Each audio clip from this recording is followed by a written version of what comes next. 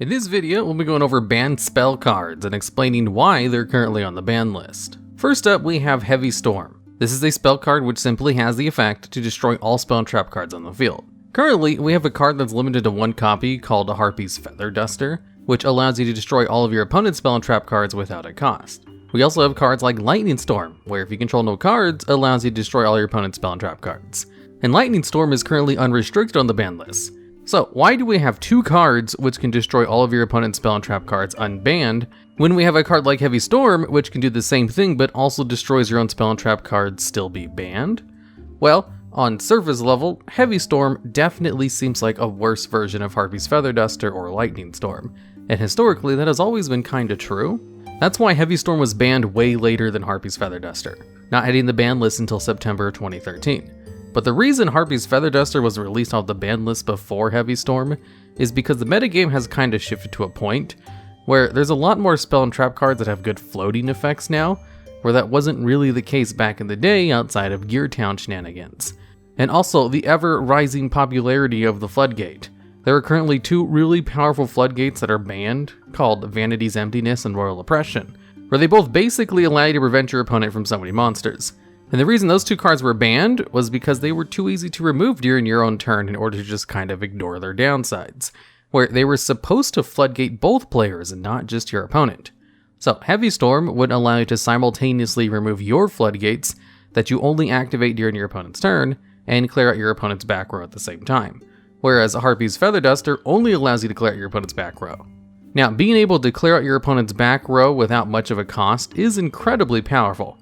Just look at Twin Twisters. It allows you to destroy two cards but requires a discard cost and still sees heavy competitive play. So the effect is good.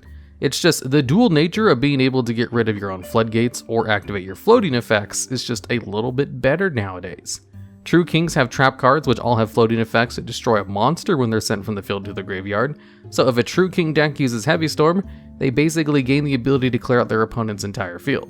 If you wanted to activate There Can Be Only One or Mystic Mind during your opponent's turn, and then turn them off during your turn, you could use Heavy Storm to get rid of those cards while also clearing your opponent's back row. Being able to gain two benefits from this card, with one of those beneficial features being incredibly powerful, i.e. clearing out your opponent's entire back row, it's no wonder the card has stayed on the ban list where they've slowly removed Harpy's Feather Duster from it a little bit. Can Heavy Storm be unbanned? Probably not, for the reasons I just described and why it was originally banned. Funny enough, the reason it was originally banned was because of its ability to clear out your opponent's back row, and was thought to be a little bit more balanced because it also cleared yours out. So it was just a staple card that everyone played, and they would try their best to only use it when they didn't have a back row to accidentally destroy the process. Then in the modern game, the reason it wasn't unbanned over Harpy's Feather Duster was because that downside is actually kind of an upside now. So just having two positive good effects instead of one really good effect. Although, they're not really against having incredibly powerful singular cards that destroy in the game, so who knows really. How could they fix Heavy Storm to be unbanned? It's funny that the card was kind of designed in a way so that it wouldn't be broken, and already has negative side effects of destroying your own spell and trap cards as well. One of the really good uses of Heavy Storm is the ability to turn off your floodgates. So if they also added a restriction to Heavy Storm when you used it in addition to its current effect, like maybe a Pot of Duality restriction where you can't special summon during the turn you use the effect, that would kind of fix the problem. You would still have the dual nature of being able to destroy your opponent's back row while also setting up your spell and trap cards in the graveyard or turning off a floodgate, but you would be floodgated a little bit until your next turn. And preventing special summons is kind of a catch-all term which affects a lot of decks, so it would only be abusable in very specific types of control decks that probably don't want to destroy their floodgates anyway. Next up we have Dimension Fusion. This is a spell card that requires you to pay 2,000 life points to activate, and then allows both players to special summon as many of their remove from play monsters as possible. When this card was first released, there wasn't a lot of good ways to remove monsters from play. It required a lot of life points to pay, and also allowed your opponent to special summon cards too, so it wasn't thought of as being that good. It had its moment to shine with an FTK involving Dark Magician of Chaos. Dark Magician of Chaos had the effect that when it was special summoned, you could add a spell card from your graveyard to your hand, and when it left the field, it would banish itself. Cannon Soldier could tribute the card for 500 points of damage, and Spell Economics could allow you to activate spell cards without paying a life point cost. So if you got Cannon Soldier and Dark Magician of Chaos on the field, and you use Cannon Soldier to tribute Dark Magician of Chaos for 500 points of damage, which would then banish the card. Then you can activate Dimension Fusion to bring it back, which would allow you to activate its effect to add a Dimension Fusion from your graveyard back to your hand in order to do it all over again. This eventually got Dark Magician of Chaos banned, since Dimension Fusion wasn't thought of as the problem card in that combo. And also, Dark Magician of Chaos was only removed from the ban list because it got an errata, which changed it so it only adds spell cards to your hand during the end phase. Then, when the Airblade Turbo deck came out, involving Elemental Hero Stratos and Divine Sword Phoenix Blade, they were able to banish a whole bunch of Warrior-type monsters and then bring them back with Dimension Fusion for a whole bunch of advantage. This is what eventually got the card banned in May of 2008, and today, this card would be absolutely broken if it was live, because of just how much better decks have gotten at banishing cards and gaining advantage from that, and how good it would be to bring back 5 of them for the low cost of only 2,000 life points, and no hard once per turns on this card's effect. Being able to resolve a single Dimension Fusion could win you the game in a whole bunch of different kinds of meta decks, which was proven true with cards like Soul Charge, which allows you to bring up to 5 cards from your graveyard, paying up to 5,000 life points, giving up your battle phase, and having a proper once per turn. And Soul Charge was too strong to exist in the metagame. It was eventually banned after hanging out on the ban list at 1 copy for a couple of years. And Dimension Fusion is basically a better version of Soul Charge, which is why it continues to stay banned to this day. Can Dimension Fusion be unbanned? In its current form? No. There are decks like Thunder Dragon and Orcus which banish their cards while gaining effects at the same time. And being able to reset all the cards while gaining advantage would generate even more advantage in already inherent +4 that the card already has. The fact that it allows your opponent to summon monsters too is kind of irrelevant, since most decks can easily kill their opponent's field anyway. And Orcus and Thunder Dragons could turn that +4 into a +10 with the amount of extra advantage they could gain from those cards, which is a little bit too broken. And those are probably not even the best examples of decks that could take advantage of Dimension Fusion, although they're pretty good ones anyway. How could Dimension Fusion be fixed to be unbanned? If they lock you out of summoning cards from the extra deck the turn you use the effect, that would definitely help lower the amount of potential advantage you could gain, although you would still have all of the effects that you just reset that were originally banished in order to pay costs and stuff. You would still gain a whole bunch of advantage, and would probably still be too strong even if it had the side effect. So in order to fix it, you'd probably need to slap on a whole bunch of restrictions if you didn't want to give up its original effect. Remember, with this little segment, we're trying to find out how to fix the card. We're not trying to change the effect itself at all, and instead looking for ways to keep the effect intact, while also brainstorming how it could be unbanned for that effect to be balanced. So, if you brought all the cards back, but then banished them face down when they left the field, and also prevented you from special summoning for the rest of the turn, that could be enough to unban the card, if you also slapped on a hard once per turn and no battle phase just like Soul Charge. Although the fact that I feel the need to slap on 4 extra restrictions to make it more balanced should show how powerful the original card is. Next up, we have Metamorphosis. This is another old school spell card, which has the effect where you contribute 1 monster to then special summon 1 fusion monster from your extra deck, just as long as it has the same level of a monster you tributed. This card was a cornerstone in GOAT format, one of the most popular and iconic alternative formats in the game, where they would use Metamorphosis on a scapegoat token in order to bring out Thousand Eyes Restrict. Although in those same formats, it could also just be used on a Magician of Faith or a Sinister Serpent, and sometimes used on an Air Knight Parshath in order to go Reaper on the Nightmare. Metamorphosis was banned in September of 2007, and with its banning, players could no longer properly summon Elemental Hero Neo Bubbleman. Now, in today's format, Metamorphosis still probably could not be removed from the ban list because of just how many stronger fusion monsters we've gotten over the years. For a couple of examples, we have Blaze Phoenix, the Burning Bombardment Bird, which could potentially be used and abused as Metamorphosis to burn your opponent in some kind of FTK. We have the Last Warrior from Another Planet, which could be used to lock down your opponent from summoning, which is a much bigger deal now than it was when the combo existed back in the day. And also Naturia Exterio, who can lock down your opponent's spell and trap cards and just straight up win you the game against certain decks.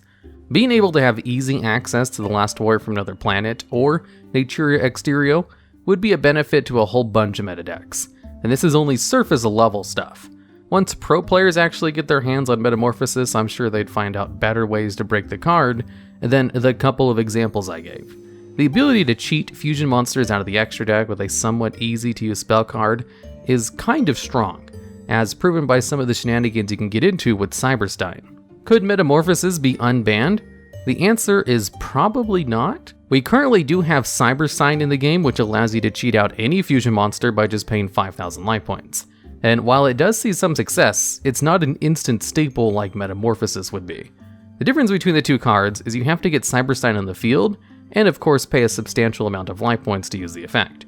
Whereas Metamorphosis would allow you to trade a monster in you probably brought out there for some kind of combo into just a better floodgate, like Nature Exterio. The difference between a monster having an effect and a spell or trap card having the effect is like why Cannon Soldier is not banned, but Mass Driver is banned, despite them both having the same effect. Spells and traps with powerful effects are just sometimes easier to use. And ease of use is a very important distinction in how broken a card might become. And Metamorphosis is a very easy to use card, and has a lot of very good targets. But if they banned all those very good targets, or if the metagame got to a point where those very good targets weren't that big of a deal anymore in comparison to just generic Link monsters, for example, then it could probably come off the ban list in this imaginary future, which is not today. How could Metamorphosis be fixed to be unbanned? I think if they changed the card to be more like Instant Fusion, where the monster brought out was destroyed during the end phase and could not attack, that could help.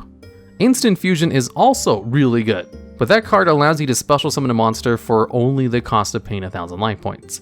Metamorphosis at least requires you to have a monster on the field of a high level if you want to make best use of it. So if that high level monster was going to get destroyed during the end phase anyway, that could help the broken nature of the card. That means you couldn't use it to easily get out the last wear from another planet or Nature Exterio, but it wouldn't do anything to solve the potential Blaze Phoenix FTK problem. So that probably wouldn't be a good enough fix. So you could also just add on a little caveat where your opponent doesn't take any damage at all for the rest of the turn after you use the effect. That would cover the bases of any kind of effect damage burn for an FTK, in addition to the instant fusion-like restrictions. Next up we have Cold Wave, another pretty old school card. Cold Wave has the effect where you can only activate at the start of your main phase 1, and until your next turn, you and your opponent cannot set or play any spell or trap cards. So it basically locks you and your opponent out of being able to use 2/3 of the cards in the game for an entire full turn. And the best way to use this card was when you already had an established board of monsters in order to basically push for a win, or in a deck that didn't rely on spell and trap cards anyway.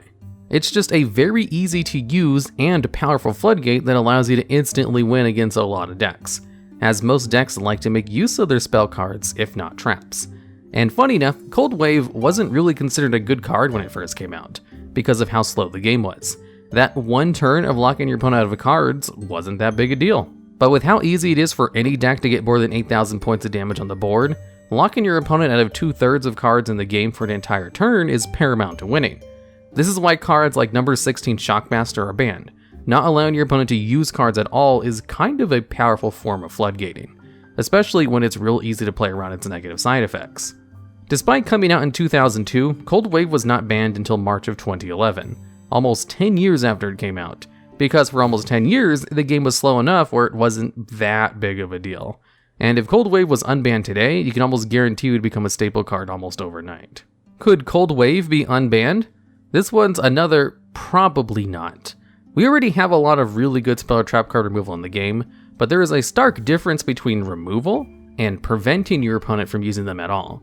A Harpy's Feather Duster isn't going to stop a player from using a Hero's Live to start up combos, use Super Polymerization to get rid of a field, or an Evenly Matched to even the playing field, whereas Cold Wave stops all of those things.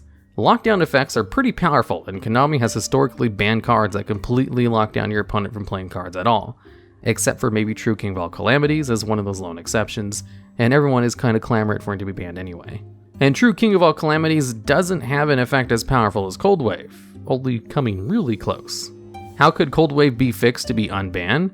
Well, they already have a retrained version of Cold Wave in the game called Cold Feet, which is a quick play spell card that prevents the person using it from activating any spell or trap cards during their turn.